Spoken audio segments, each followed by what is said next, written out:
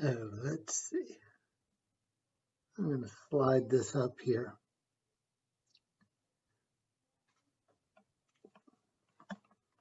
So we'll start out with a description of the activity. We had a short description in the video on the web page. And so the problem is there is a spider over here. And there is a fly somewhere over here. And the spider wants to eat the fly. So, how can I do this with following Gord's suggestions of not telling you the rules? Well, it's in a grid, so you can probably guess something. So how far do you think the spider could move in some direction? And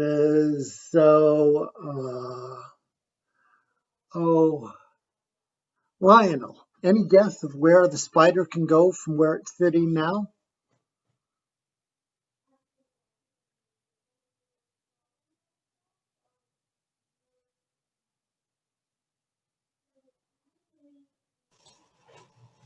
I would say spider's gonna walk to number 11 across, then up to 6.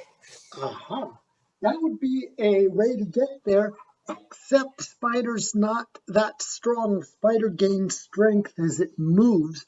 The spider can only move one of the numbers that it sees on the sides. So if it's in the square 1, 1, it can only move one square. And so that means it can only move up or only move over one.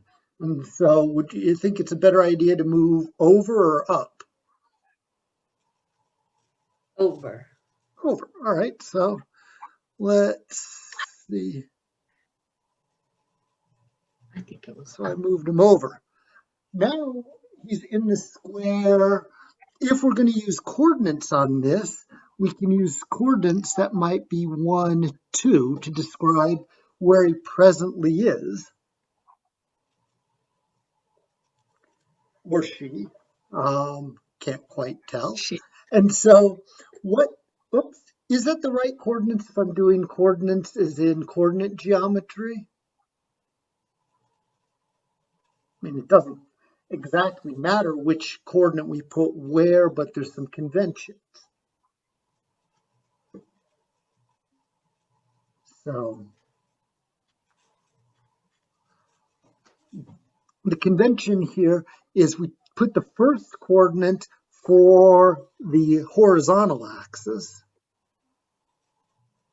So that means that this should really be a 2, 1.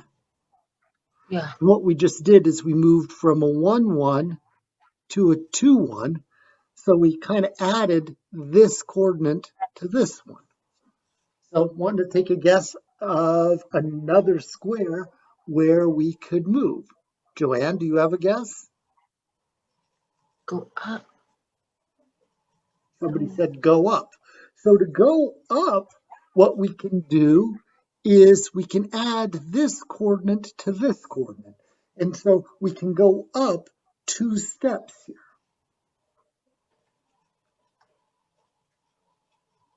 Huh. Oh. Kind of a weird rule. And so now do we want to go up or over? And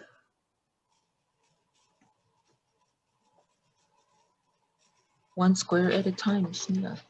One square. Well, we're not allowed to move one square. Now we can only move 2 squares or 3 squares.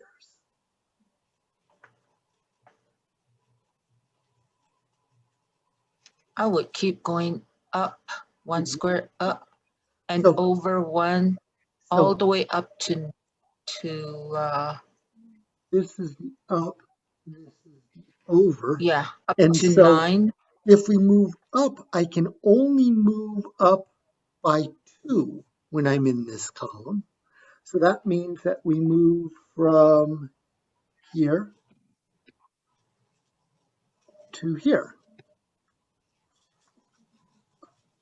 So was up the right idea? Maybe. Let's see. So what else can we do from here? Can you go Well, back? Sorry. Oh, I just wanted to know if you could move back down because We can start over. We can move back down. Sure. So let's move this thing back down and see what happens.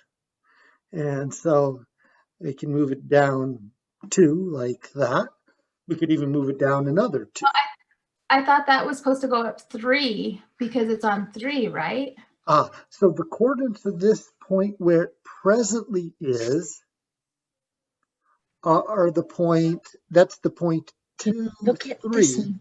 And what we can do is I can 2, add 1, 1. this coordinate to here. So the number you're reading on this vertical axis is telling us how far we move over. The number you're seeing on this horizontal axis Would is be telling us 2, how 2, far 2, we move up. So when I'm in this column, the only thing I can go up, do down, is go cross, and drop. up 2. If I'm in this row, all I can do is go over 3. Okay, I get it. So what do you want to try from here?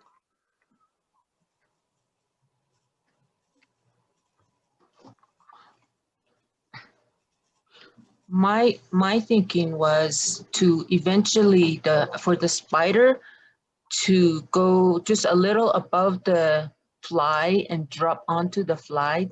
That was why I was kind of going up. So our rules here are we can only, I don't know, like move over, up, and eventually get a little on top of the fly and drop on it. I see, because spiders drop on things. In this particular spider, this is the floor and this is the view from above. And the spider's a little bit handicapped. I think some little cat came and maybe took away one of his legs. And with So the it can't missing drop from the leg, top. he can't go down and he can't go to the right and he can't go left. He can only move right and only move up. And so he just has to land on the fly using this. Right and up, right and up. So was that a right as in correct or a right as in moving right?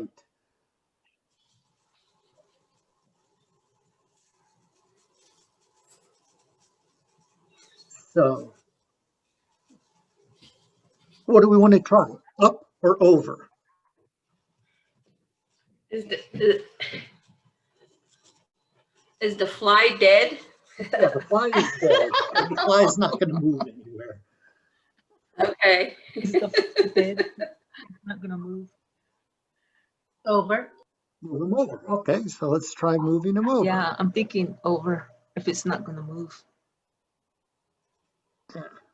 Maybe I'll just erase him. And over 3. 1, 2, 3.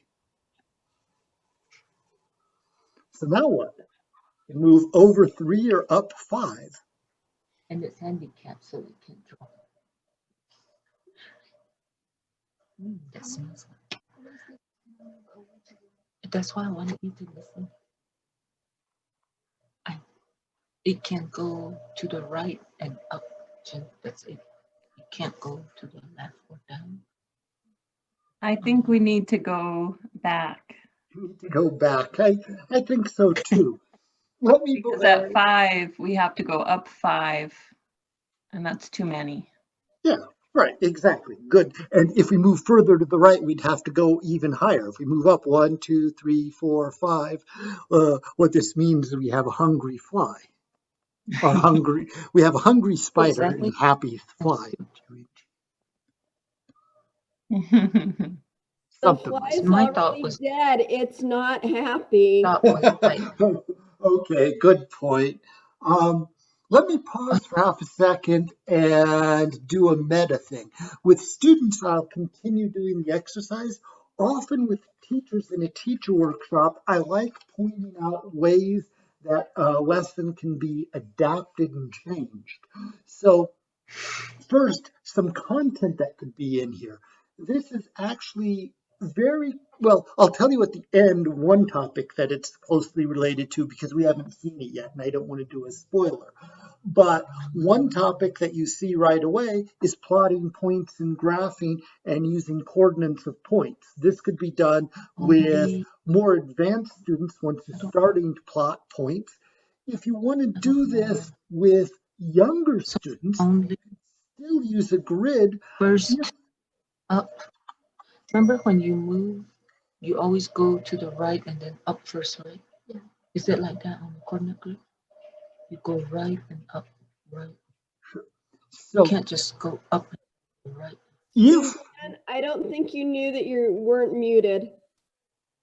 that's it, I like having a classroom discussion, and so having people talk through here, I think, is in fact a very, very good thing. That's one thing I really miss from online versus in person is getting people to talk to each other and interact, and I'm not quite sure how to do that.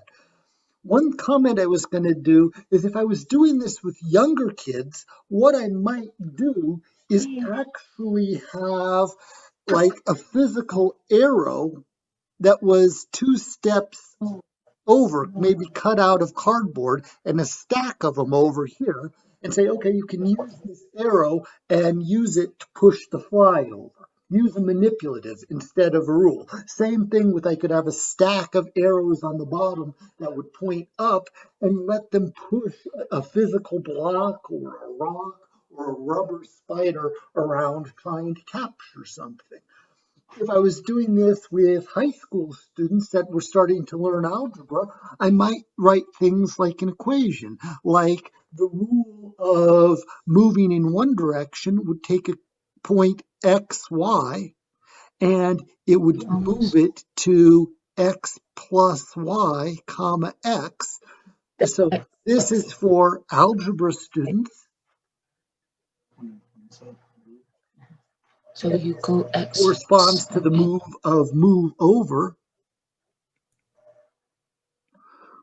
Something like a collection of arrows that they could use to see how far to push it, I could use with much younger students. Perhaps do this with 3rd grade. So David, I have a question for you. Do you see any problems not being on the intersection of the boxes and just being in the boxes? Because I know I teach 7th and 8th grade, and a lot of times when kids go to graph, they put it in the box and not on the corners of the points. So what are your thoughts on that? So that depends carefully on what the graphic is and where you're working. This particular exercise, it's pretty awkward to draw the spider or the fly on the grid points, and it works easier on the boxes. I have not had trouble with students translating those things in the process. One of the key things I think, let me erase some of this stuff here. Actually, let me do it like this. One of the big points about the math circle model is we're really concentrating on the problem solving technique, not so much on the individual math content. Excuse me as I move this thing around a little bit. In particular, I'm more interested in showing the students problem-solving skills than specific algorithms. The point here is, unless you're an engineer, how many times are you going to use the quadratic formula in your daily life? It's probably not going to happen. But how many times are you going to think yourself out of a sticky situation? Quite a few times. And so let me give you a couple problem-solving thoughts. One thought is start small. Oops, let's see if I can get this pen to work again.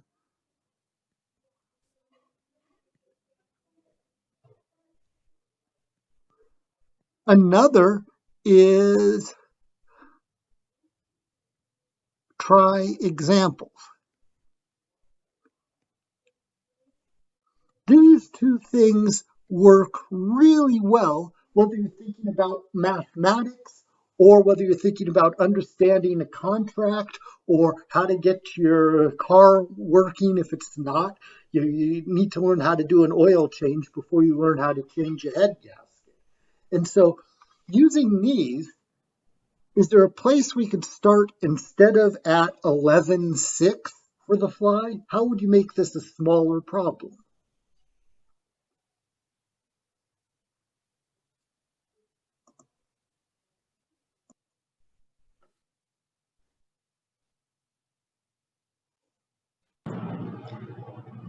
Maybe Mr. Auckly, something Yes. doable. So I didn't this, quite. this is Elisa. I'm sorry. I just have a concern, I guess. It's some kids really have a difficult time in using coordinate graphs and in getting them to understand the X is horizontal and Y is vertical. They do it backwards when graphing. And my concern is that this is kind of telling them it's backwards. So this number tells me how many steps it moves up. This I agree that this could be confusing. That the second coordinate. So there's probably a better way to say. Well, this is when you have a graph. One of the things that you do in science is you don't just draw the axes, you label what the axis means. This up is how many steps the spider can move up. This is how many steps the spider can move over, is what we represent, and that helps you remember the rules. So with this, let's actually try a smaller case. So a smaller case might be take the fly. Oh, here we go.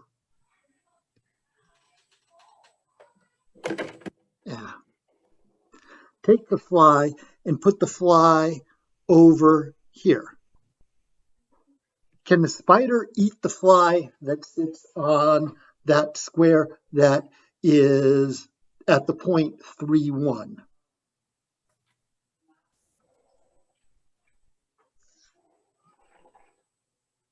And so what would the spider do starting from here? Sure. So what were you saying? I heard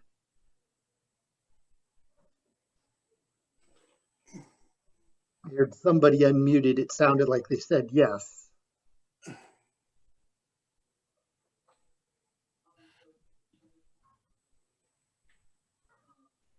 Well, let me look at the list and call on somebody. So would it just move over one square at a time to the right? It just moves over one. And then once it's there, it can still move over one.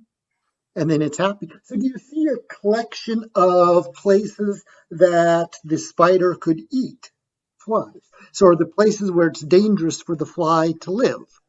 It looks to me like if So if it's on 3, 3, that would be another spot that you could eat the spider from 1, 1 because you would move over 3 and then up 3. I move over 3 and then up 3. Let's try to get this. Let's put a question mark there. And so we know we can get the fly here because we can move over 1, and we can get the fly here, here, here, here. All of these are places that we can eat the fly.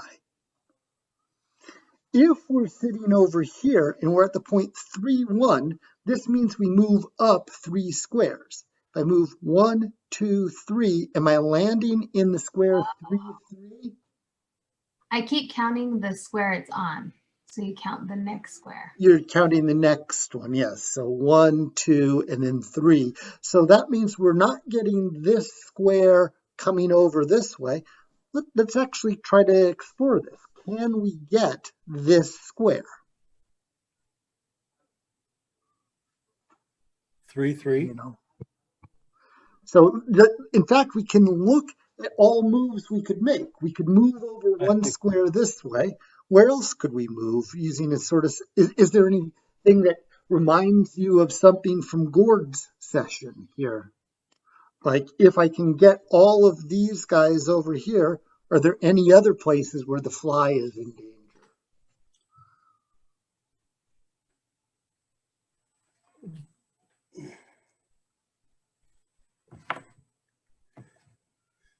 You know, I'm producing like an exhaustive list of all the possible places where the spider could possibly go. Uh-huh. Kind of like the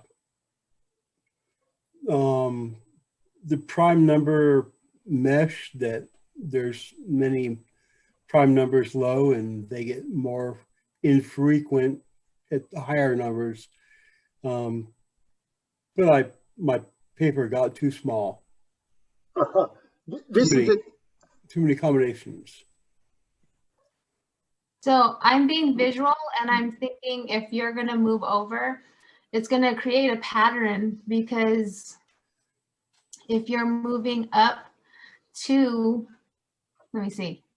So from here, where can I go? 1, 2. So if the fly is on 3, 2, you could catch it. If it's on 4, 3, and then 5, 4, and then 6, 5. So let's look at some of these. So let's look at places we can get. And so from here, we could go up 1, we could go up 1, we could go up 1. Those are all taken. So these are all places where the spider can eat. Right. If we're over here in the 2, 1, what are our possibilities? Our only possibilities are we could move over 1, or we could move up 2. So 2, 2 is we're safe. skipping that square. From here, we can move up 2, up 2, up 2. And then it's going to create, it's going to create a pattern. And then from here, it can move up 3. Yeah, so what kind of features do you see about this pattern? I'm seeing that diagonal pattern, because you're just going to keep going up 1. I'm looking at the pattern from the bottom. I haven't looked at the pattern on going up. And so on the bottom. So the next pattern would be 5, 4. 5, 4. And No. so here. Well, I'm probably doing it wrong. 4, 5, I guess. I don't know which one goes first. This is my So when you say 5, 4, the 0.54 would be 4, 5. Then 4, 5 is what I'm talking then you're seeing 4, 5 here. 4 or 5 can be done. 4, 5. Because we go 1, 2, 3, 4, just by adding there. And then it would be 5, 6. And then it's 5, 6. Aha. So in fact, you're seeing this whole diagonal like this. Yeah. Got it. Okay. Which one is it? So X is the bottom line? Yes. Okay. So this is the first coordinate. This is the second coordinate. When we're recording things. Now let's try erasing some of the things that fit. At some point, I will give a slight spoiler about things if we don't get through. So we were still interested in, if we're looking at each of these F's, we can look at where they can go. And if you look at every possibility, this one can move there or to there. This one can move here, or it looks like it could move over to here. So it looks like we can fill in this square using this F on the left. Do you see this is how you move over is this axis and it's in 2. So this can move over 2, could move over 2, move over 2.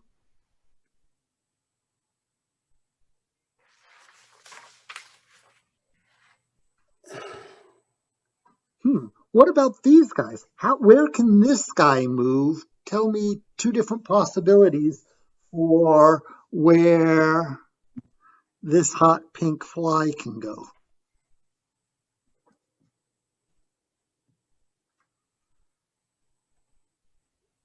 So, Mimi, can you tell me one place this hot pink fly can go?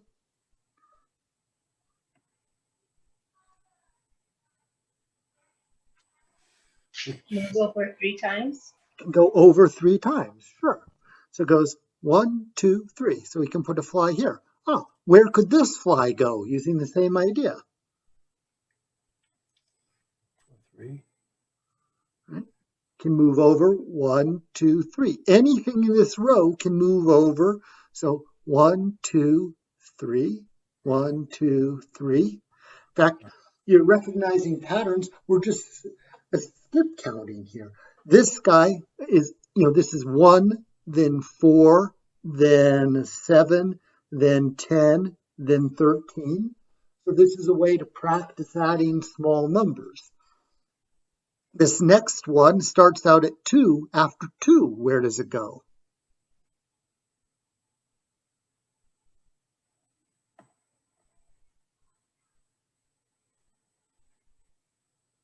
So You're there. Okay. So where can this one go? 2, 3. So when I'm on 2, 3, Can go if I move 5. over, I can move over 3. So 1, 2, 3. So it's going to end up over here. 5, 2, 5, 5, 2. And then I can add another 3. When I do 5 plus 3, we're 8. 8 plus 3 is 11, and so on. There's a smaller square we haven't answered yet. Let me try to answer it. Let me look. What about this square? Is there any hope the spider could eat a big lunch on that square? No chance. No chance, because the only thing he could do from starters is to move to either this first square on the right, the 2, 1 square, or to this 1, 2 square. Then from this guy, he can only move up 2 or move over. If he moves over, he's too far to the right. If he moves up, he's too tall. If this guy on the left moves, he either moves over 2, in which case he's moved too far to the right, or he moves up 1. In either case, this square is safe for the fly. Do you see another square that appears to be safe if you're a fly? Yes. So what's another safe square?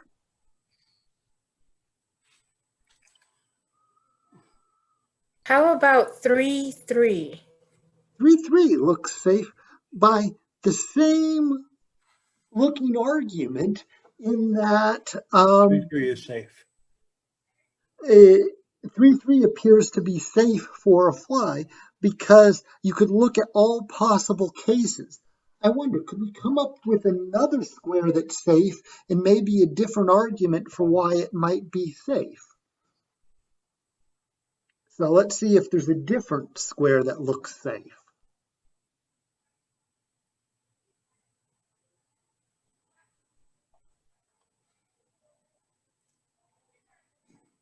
Four, 2. 4, 2 also looks safe. What do you notice about the numbers 4 and 2?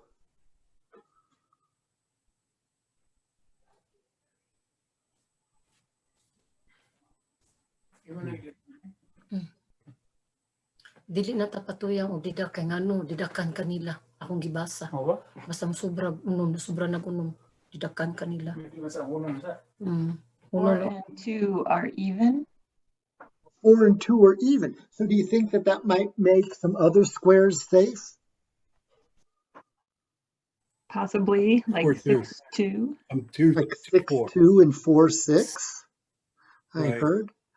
4, And 4. so They're and like 4, equivalent. 4.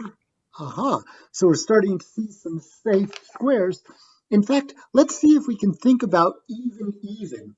In fact, there's a good, for the people that have done the math circle thing, we have something called the math circle salute, where I guess my video's not on at the moment. Let me start my video. There we go. So one of the things we do with Math Circle newbies is we have everybody hold their hands up, hold them out, and you cross your right hand over your left. Then you turn your thumbs so that they point to the ground. You intertwine your fingers. You wiggle your little pinkies. You wiggle your thumbs. And then you turn your hands straight. Now, if you were trying to follow me, maybe in the break, I'll have you try to do that. We'll do this. You're going to find that it might be difficult. Often people get caught on that. And the moral of that particular math circle salute that I like using is that it makes sense to work backwards. Mhm. If you work backwards,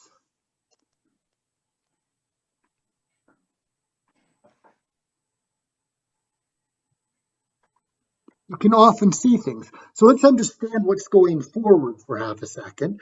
Let's imagine that we're at the point 5, 3. Going forward, if we're at 5, 3, I could add this coordinate here and go over and turn this into 8, 3. Or the other possibility is I could add this number here and go down this way and turn into the number 5, 8. Right. So the question is, if we're doing this backwards, instead of adding the right number to the left, if I started out with the number 2, 6, where could this have come from? So the question is, what could I have started with so that I either add, 2, 4. I could start at the number 2, 4.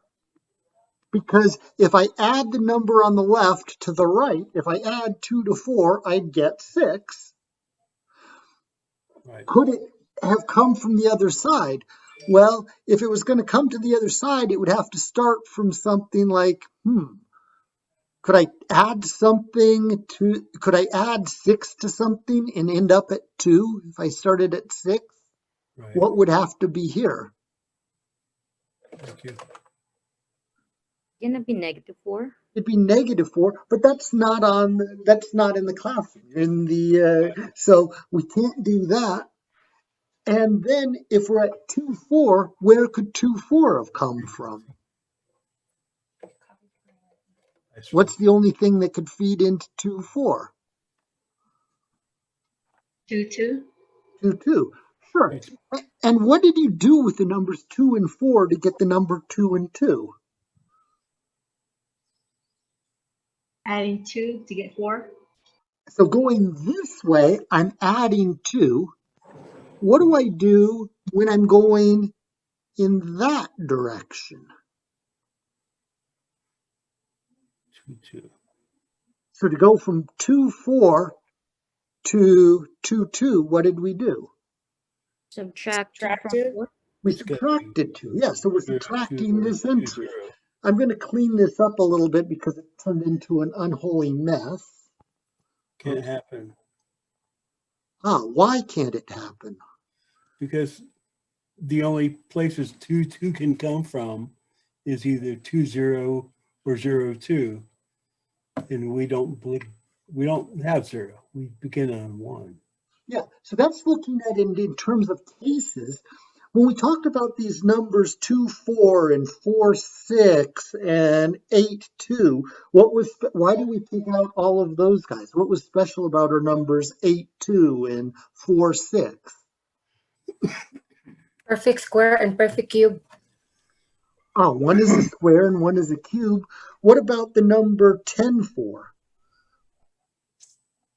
10, 4, Big Daddy, safe for the fly, or is that dangerous for the fly? 4. So what do we think? Should this be red or blue? Would it have to be 6? I got a blue. Why did you say blue? 2, 4.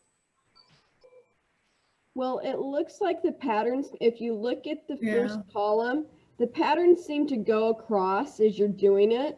So, for example, if you look at the 3, you've got the 2 F's together with the 1 in between. And for 4, it looks like it's going every other one again, and therefore it would be safe. So it looks like it's safe. Is there another way? We said something when we filled in a bunch of these blues. It's hard to remember everything we say, but there was one comment about what's special about the 2, 4. They were both even. Yes, this is both even. Let's see if instead of using cases, we can cut out all the ones where both are even. So if you're going backwards, or if you're going forward, at each time you're either subtracting a number or adding a number. If we're always subtracting numbers, if I start with 2 even numbers and I subtract one from the other, what kind of numbers would I have? Even numbers. So that means that wherever this one had to come, it would have had to have come from a prior blue square where both numbers were even. If both numbers were even, where does this one have to come from? It would have to come from somebody where both numbers were even. But where does the spider starts on square 1, 1? Since the spider's starting on square 1, 1, there's no way the spider is ever going to get to a place where both are even. Does that make sense? Yes. That's slightly subtle. This is using a mathematical idea of something called an invariant. We have a cup flipping game that we can use. There's a whole set of math circle activities that get across the idea of something that doesn't change, which is the important thing about even numbers, is the fact that in this process, the ordered pairs of the numbers, if we started out with something even in both entries, always continued where both entries were even. Everything stayed the same. That very quickly gives us a lot of safe squares on here. It gives us all of the ones where both entries are even are safe. Are there any, are those the only safe ones? In fact, I think we see an example where that's not the case right away. Do you see an example of a safe square where both numbers are not even?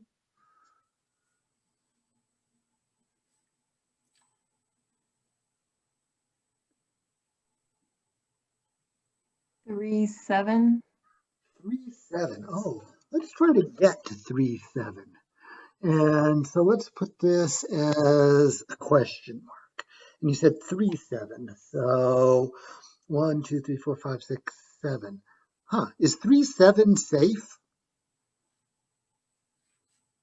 If you're a fly, it looks like you might be in trouble, right? Because the spider moves over 1, and he's in one where he either moves up 2 or over 1. He moves over again, and he's at the spot 3, 1. Then he can move up 3. When he adds 3 to the 1, he lands in the 4. The spider can add 3, and so the spider can definitely eat the fly that's on the point 3, 7. Yeah, Is there I got it. Is there a set of coordinates where both coordinates where it's not the case that both coordinates are even, but still that is safe for the fly that the spider can't get. Look at all. I'm sorry. 3, 5. 3, 5. Let's try to get to 3, 5. So let's put a question mark here. Yeah. 5, so 5. To get to 3, 5. 3, 5. Well, let's see. 3, 5, 5, 5. If I started over here, let's work backwards. So in this column, I can move up and down by 3s, and I can move over and across by 5s. Well, I can't do anything 5 over, but I could move down 3. And in fact, there is a piece right here. So if the spider moved first up 1 and then over 2, the spider would be in the square 3, 2. And then if the spider moved up 3, 1, 2, 3, if the fly is on that square, the fly would die. So 3, 5 is dead.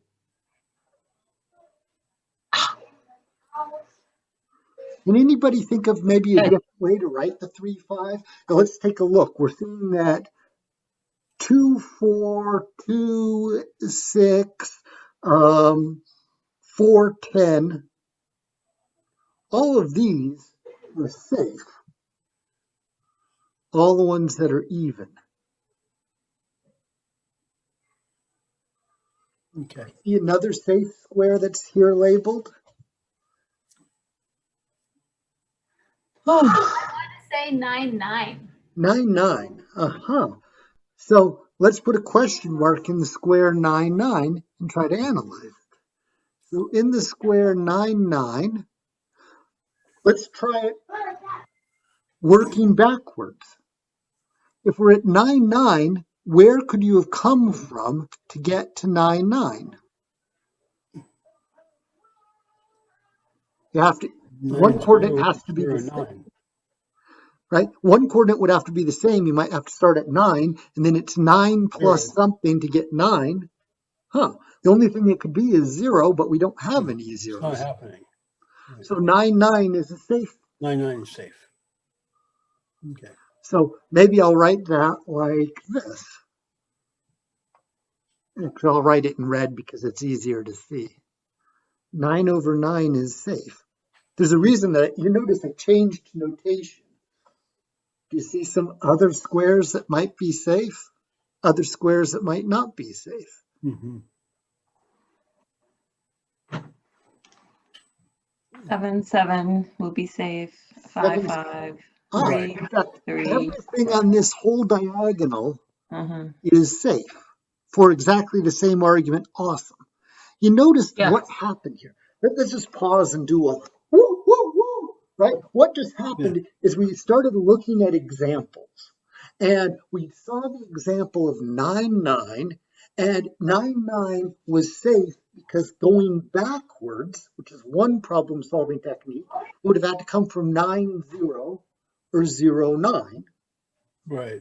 And then we thought, well, as soon as 9, 9 didn't work, 7, 7, 8, 8, 5, 5, this whole diagonal, everything except 1, 1 is safe. So 1, 1, hey, the spider's already there. He's eating lunch. So 1, 1 is okay. 2 over 2, 3 over 3, 4 over 4, all of these, this is dead, let's say. These are all safe. So you're starting to see a pattern of which ones look safe and which ones look dead? Yeah. What pattern are you seeing?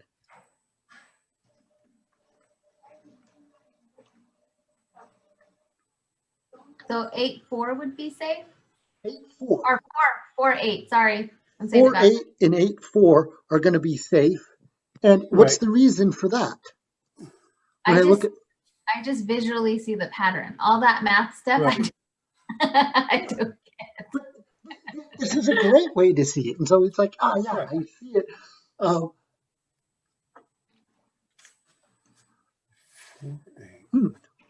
What about this? What about 3-8?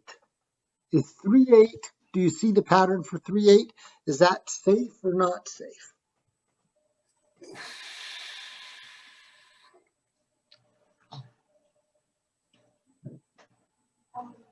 I think it's Not safe. No, not safe. It's not safe. 3-8 is not safe. Not 3. safe. And so we put an F here. Yeah. And so if we want to make sure how we get there, to get to 3-8, we can work backwards. Instead of moving up, I can move down 3. I could move down 3, over 2, and then here's the spider. You see how we did that in those chunks? I moved from here to here, from here to here. The only moves I can do, I can't move down here to here, here to here. And so if I want the spider to eat the guy over here, I just reverse this pattern, drawing that gray, and that's the only way that the spider can get there. It goes up 1, over 2, up 3, and then up another 3. What about 5-8? Is 5-8 going to be an F or not F? 5-8. F. Where did it come from? It's going to be an F. That was F. F.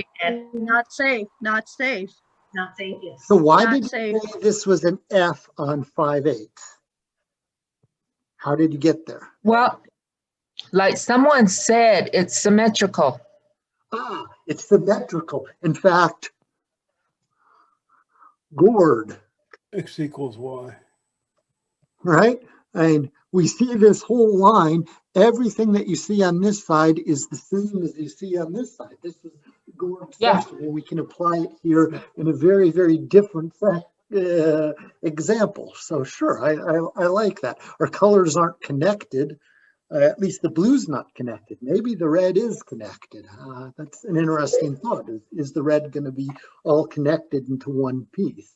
Look for some pattern about the numbers. Let's say that I give you the number 6-9. What can you tell me about 6-9? Visible by 3? 6-9. Wait, so let me erase. Yeah, let me erase some of this. And I heard somebody said something, but I didn't catch what you said. I heard somebody say it's equal to, but I didn't catch what it was equal to. So when we're looking at 6/9, what did you say that is? This is the 6,9.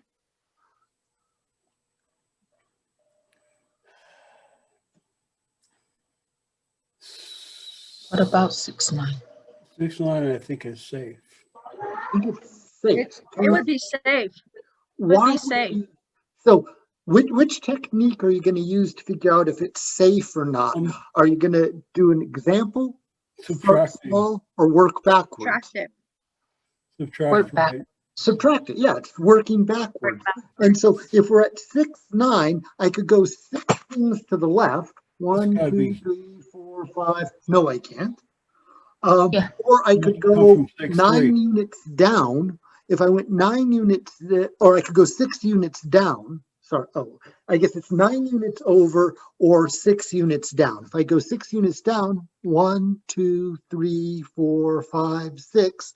That means that if I was going to get 6-9, I would have had to start with the point 3-6. Do you notice anything about the numbers 6-3 versus 6-9? Is there something that's similar to these?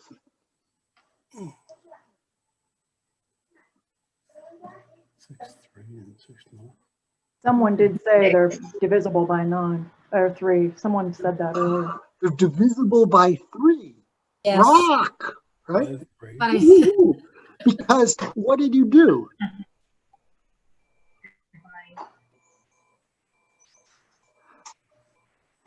Right? Since we're just subtracting, if we take two numbers and they're both divisible by 3, If we subtract one from the other, is the result still divisible by 3? Yes. Is divisible by 3 an invariant? In other words, is that preserved every time you do this, just like even? In other words, divisible by 2, right? Yes. Now, if I subtract with the 6, 3, I could take 3 minus 6, it's negative, or I could take 6 minus 3. 6 minus 3 would give me a 3 over 3. This is the working backwards. 3 over 3 we already know is safe, which I could make that into a 0 over 3 or a 3 over 0. Huh. So what kind of numbers I'm is safe? saying this one is safe. These So two, this one is yes, safe. Yes. Safe. it's Which, a pattern. which ones are dangerous and which ones are safe? And why am I Yes. writing it instead of with ordered pairs with the slash? On this side, if this is safe, it will be safe. Something.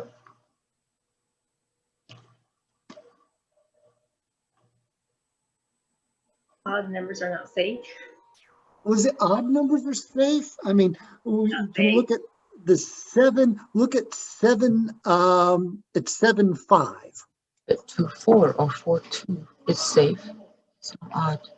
If we're looking at divisibility though, we just had 3 and 9, and those are divisible by 3, so it can't just be odd numbers. Maybe it has something to do with more prime number combinations or stuff that's not divisible. Yeah. So let's try. There is a pattern here about which ones. So what about this 7, 5? How would you find? How would you get 7, 5? Can you figure out how the fly would eat there? Yeah. So what would you do? Wait. See, that's a 7. It's not divisible. You would go over to 2, 1, and then work your way up to 5. 2, 1, and then up to 5, bing, bing. And then from 2, 5, you'd come across. Excellent. And how did you discover that? Did you just do it by trial and error from the starting point? No, I did the backwards. Working Yeah, back. awesome. You see how working backwards really is a much easier way to do? And working backwards is a general way to think and solve problems. This is why we force all our students to take math, is to make them better at problem solving and thinking and working together. These kind of ideas are the important things that should be emphasized in math, in my opinion. And so that means this guy is dangerous. And And so, then you can also look at the pattern too. yes. Because the 2 blue squares are on 6, 6 and 8, 4. So there's that pattern again. Oh, you're seeing like a pattern, like a diagonals. Is that the pattern that you're seeing? Yeah. Yeah, that's coming out from the evens.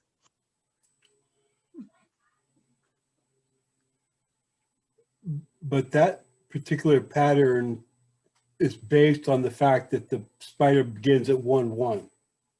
Yes. The spider didn't begin at 1, 1. We have a whole different array. Yeah. Ooh, we just did something really awesome there. And so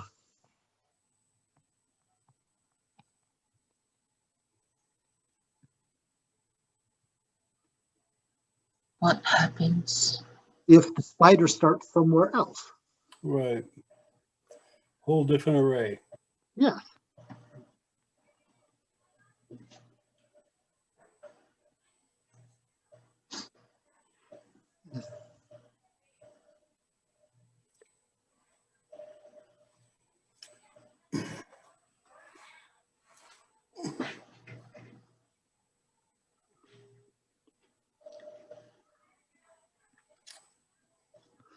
Woohoo!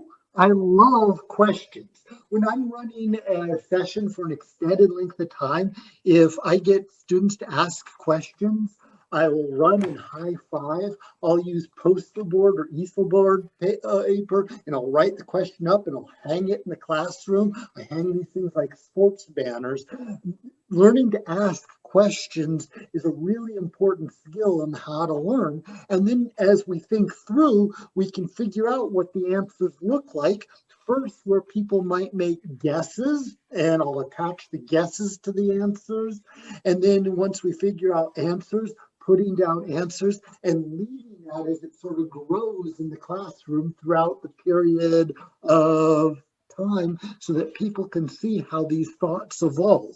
This means that you can have a whole lot more fun with this activity than just the problem that I've started with, just by asking some new questions. I've lost track of how long I'm supposed to go. I'm going to check the schedule here. You're supposed to go till 11:55. I just checked. Okay. And so that means we have a lot more time. And it's wait, 11:55 is 12. Oh. That might have been a mistake. Here we go. So, you know what? It's worth thinking about this just because it'll show you a little bit of motivation. Let's maybe make, when we try a list, I know. Is my board work at all acceptable at this stage, or should I do something at this point? Is there All I something that know we is need? symmetrical. You have to work backwards. And maybe they were saying even numbers are safe. Those are all good. What's one thing that I could do that would clean up this sort of mess of safe and not safe? And what should I do with that when I have several things that are safe and several things that are not safe?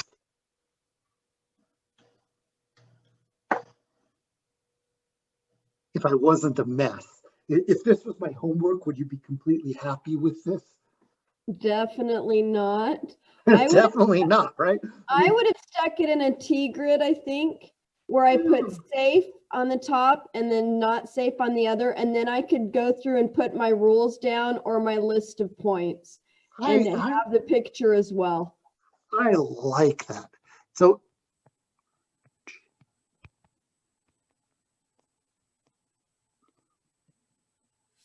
when you first start thinking about a problem,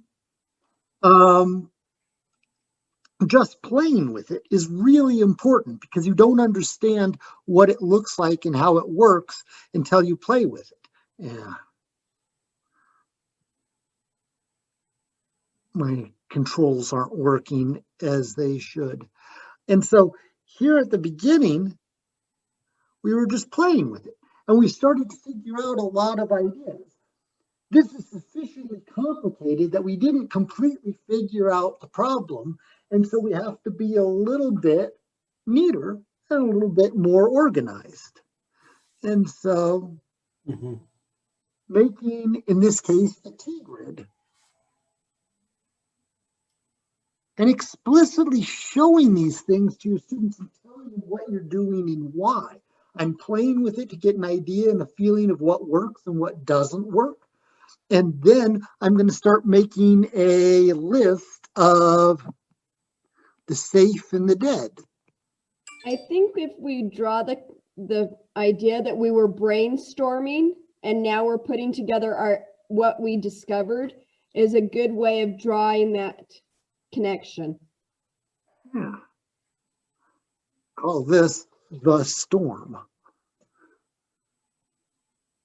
Make it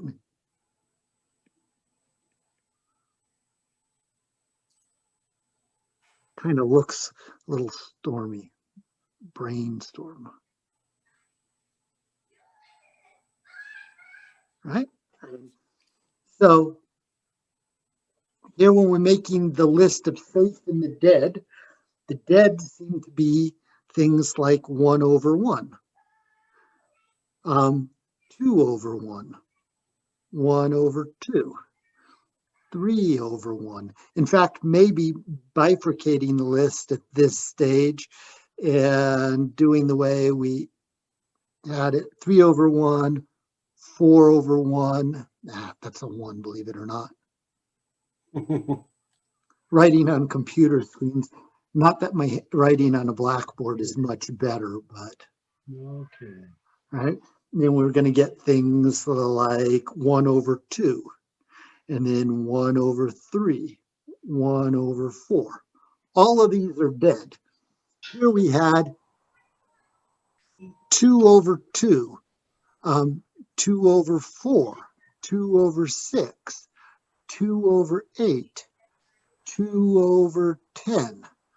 We had things like 4 over 2, 4 over 4, 4 over 6, 4 over 8. All of those were safe. These lists can kind of extend out. I could make 3 over 3, 3 over 6, 3 over 9.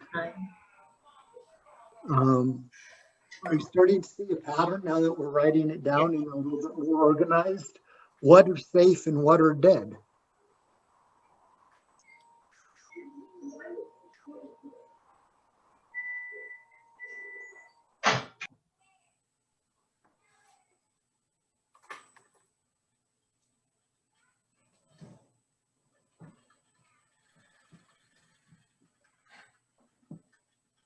So we can either brainstorm and make the list bigger, or we can look at the list and compare it with things we know. So does dead mean that it has to have a 1 on it?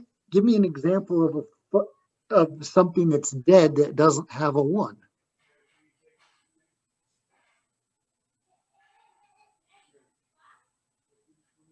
Seven. Well, just to have 7, I need to have 2 numbers. So just having 7 by itself doesn't do it. Can you pair 7 with another number?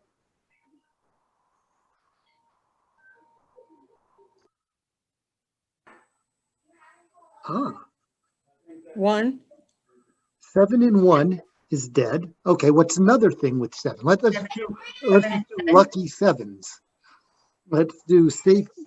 Or whatever it's over. And so let's do the safe and the dead.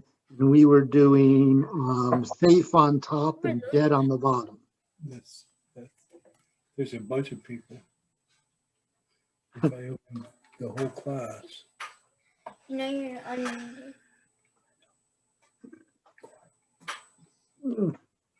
So if we had the deads, we had a 7 over 1.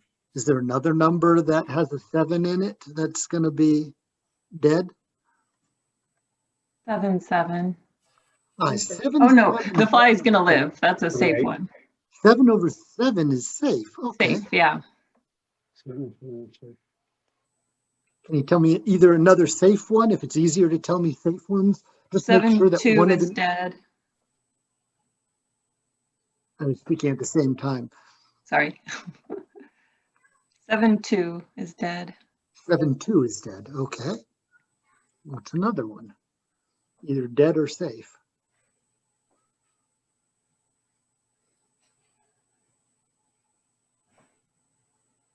7, 3 is dead.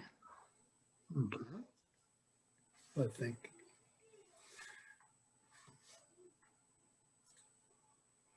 7, 4 is dead. Continues, yeah. Okay. 7, 5 is dead. Okay. 7, 6 is dead. Okay. But 7, 7 is safe. Okay. What about 7, 8? Dead. It's gonna be dead. 7, 9. dead. 7, 10. It's going to wrap around. When is it going to wrap around? So what's the next safe one going to be? 13, maybe? Yeah. 7 over 13. So let's try to think about 7 over 13, maybe without the picture. If we have 7 over 13, if we were working backwards, let's put it over here. Mm-hmm. What would 7 over 13 have had to come from? So we're allowed to subtract. 7 over 13 would have come from 7 over 6. 7 over 6. Sure, because I can subtract 13 minus 7. Right. I can't do 7 minus 13. And Where would 7 over 6 have to come? 1 over 6. This would have to come from 1 over 6. Is 1 over 6, do we know the answer now? Mm-hmm. Are we going to be able to get to 1 over 6? Where would 1 over 6 come from? 1 over 5. 1 over 5 all the way back to 1. Mm-hmm. Yeah. So that definitely tells us that 7 over 13 fits here. Can you find the next safe spot in the 7 column? Right. Would it 7 over 14? 7 over 14. Let's try it the same way and see what happens. So if I start with 7 over 14, if I go backwards, where does that come backwards? 7. 7, 7. And then what are the only possibilities that could be? That would have to be a 0, but we're not allowed zeros. Yeah. So 7 out of 14 is safe. Can you tell me another one that's safe? 7 over 21. Aha. And you see why that's going to work? Because if you work backwards, going backwards, you would get 7 out of 14. Do you recognize a feature about these numbers where they're safe? Yes. What's the feature you recognize? Divisible. Divisibility. I'm sorry, the sound didn't come through. That works with counting by 7 from the using the denominator. Adding 7. Denominator counts to They're 7. multiples. So they're multiples. I heard the word denominator. What kind of Denominators and multiples of 7. Uh-huh. What kind of things have denominators? What about factors? Factors, yeah, factors. And so does that give us a guess about if I give the number 55 over 77, is this safe or dead?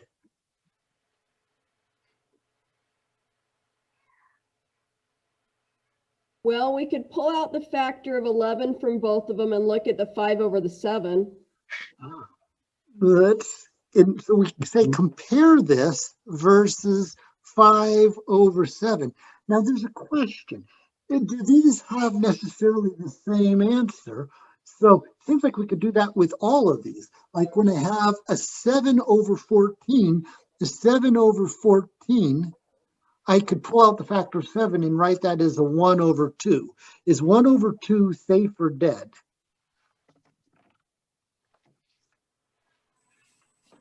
So this one is safe.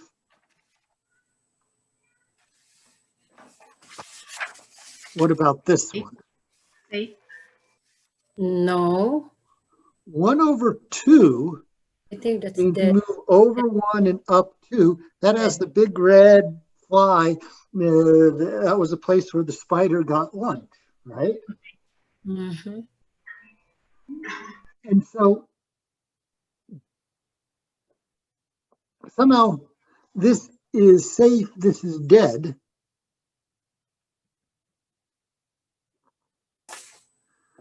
Look at the pattern. Let's go back up to our examples thinking about this feature to see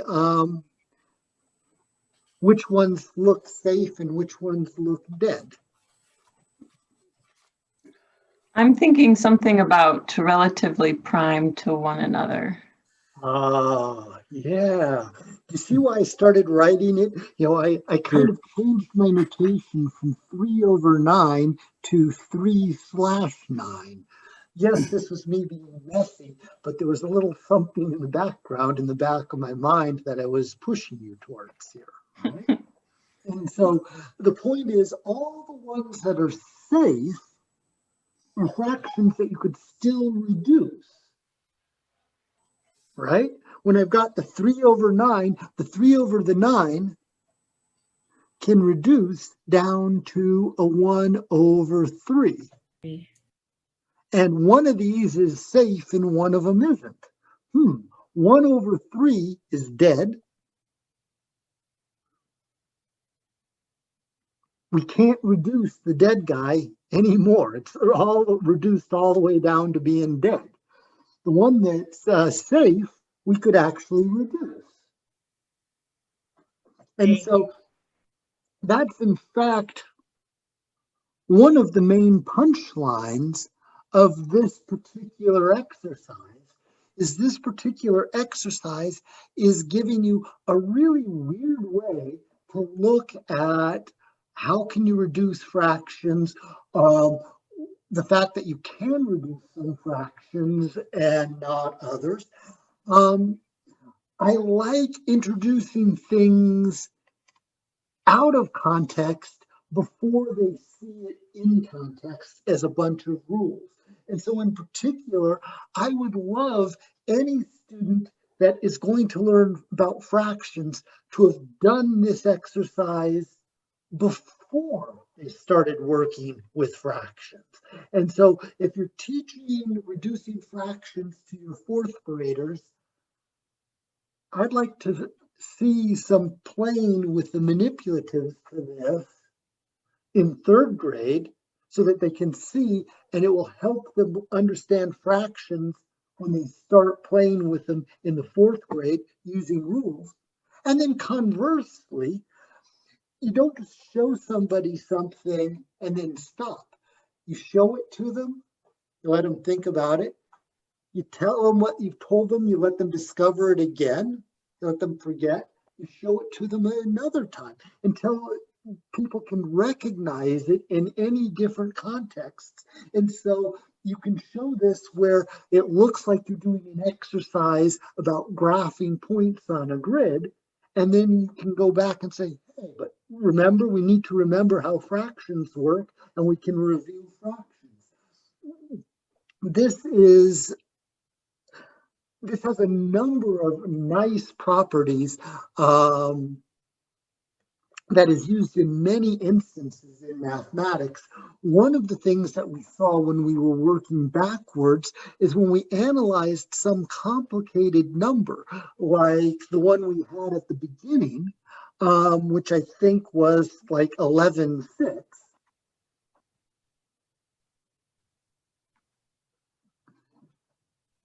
We can now answer whether 11/6 is safe or dead. Well, okay, now you recognize a rule since I told you using fractions, but the rule was we can just repeatedly subtract to work backwards. The fact that this is a reduced fraction tells you that the reduced fractions are the dead guys. We can't reduce it any more past dead, right? This is reduced. But when you look at the algorithm, when we work backwards,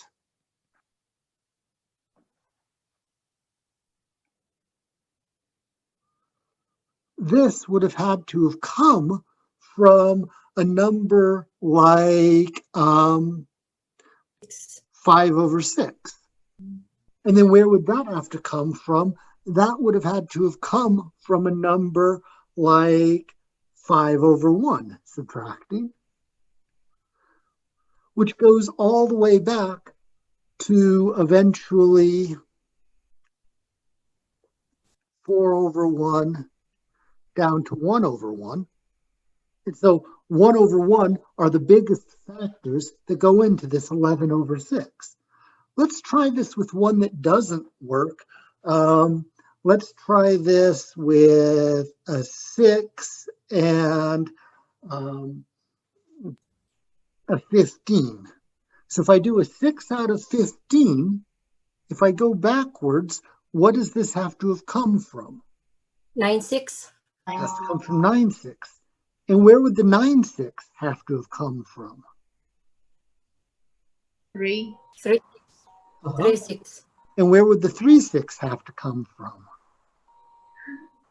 2, 6. Well, what are we, in this case, we subtracted 9 minus 6, 15 minus 6. Over here, we're subtracting 6 minus 3, so we get a 3 over 3. Then 1, 1. Sorry. Well, that's because you want to reduce this. What you recognize is this is the common factor that you pull out of the 15 over 6. This thing is 5 times 3 over 2 times 3. This part here is what you cancel to get the 5 out of 2. This is in fact an algorithm to reduce fractions that doesn't involve guessing. It's one that students often don't see. It's not one that people commonly remember.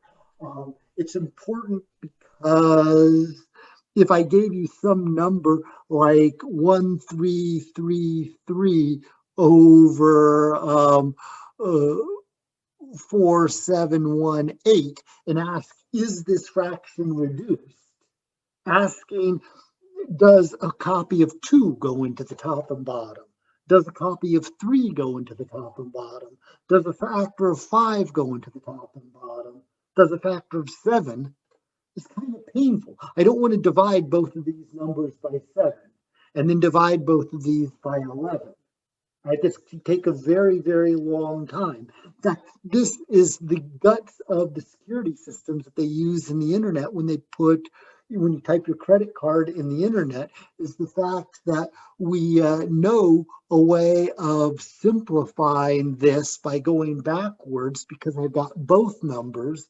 But if I only had one number and I had to factorize it, it would be very difficult.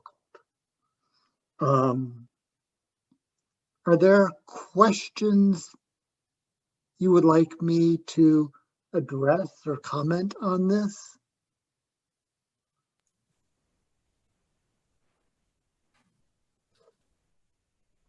Let me save it. Do you have this written down in a lesson plan or anything like that? Because there was no way I could take notes as we traveled through this journey. Yes, actually we do have. So we will post materials on the website that we see, which I'm guessing since most of you are here, most of you found this website. So this is the page for the teacher workshop. And on the page for the teacher workshop, we have little video entry from Gord and one of his sample puzzles, and we have links to Gord's Math Pickle website where you can find many beautiful games and activities. Gord puts together beautiful graphics and is really thought out. We've got, this was the short intro to the spider and the fly and a graphic for it.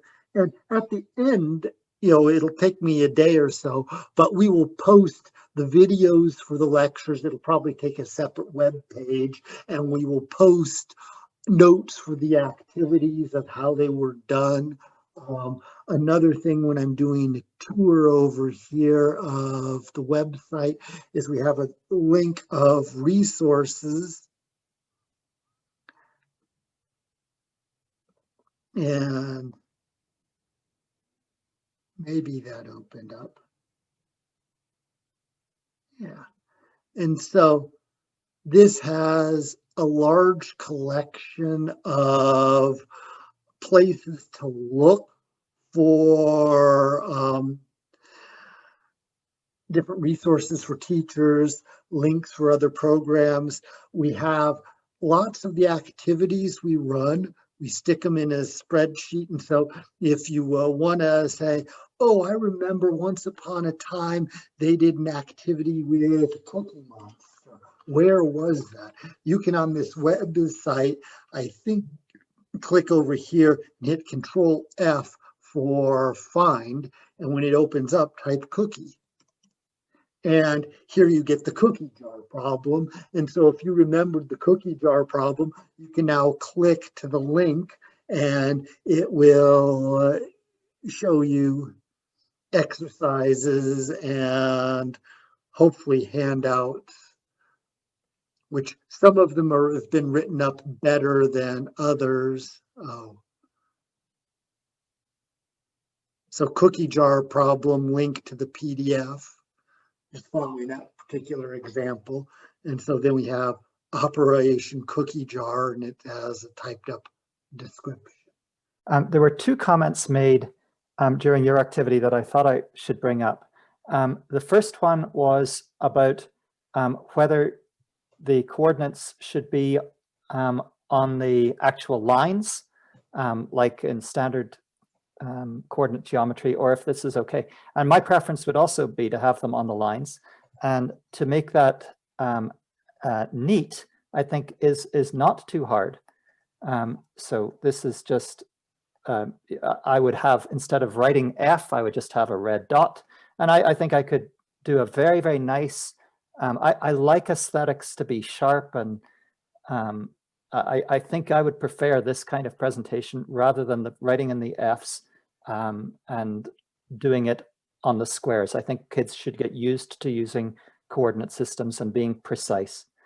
And the second thing that is, the teaching really is an experimental art.